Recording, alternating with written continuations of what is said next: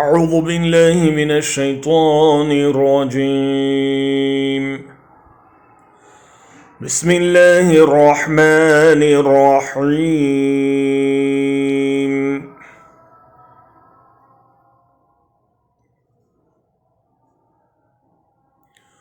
مثل الجنة التي وعد المتقون فيها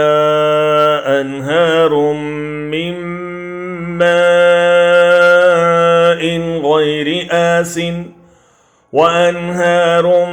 من لبن لم يتغير طعمه وأنهار من خمر لذة للشاربين وأنهار من عسل مصفى ولهم فيها من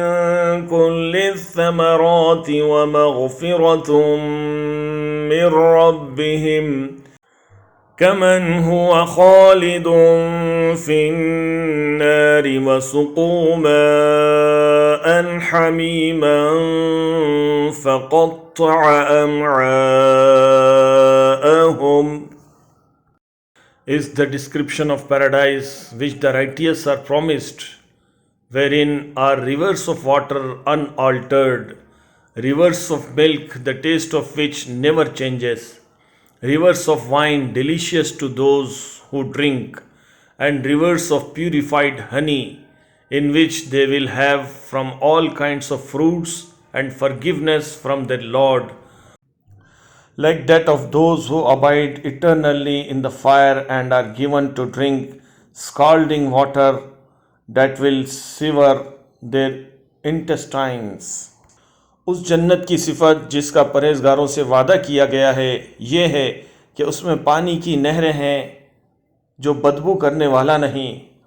और दूध की नहरें हैं जिनका मज़ा नहीं बदला, और शराब की नहरें हैं जिनमें पीने वालों के लिए बड़ी लज्जत है, और नहरें हैं शहद की जो बहुत साफ़ हैं, और उनके लिए वहाँ हर किस्म के मेवे हैं, और उनके रब की तरफ से मग़फ़िरत है। क्या ये मिसल इसके हैं जो हमेशा आग में रहने वाला है और जिन्हें गर्म खौलता हुआ पानी पिलाया जाएगा जो उनकी आंतों को टुकड़े टुकड़े कर देगा।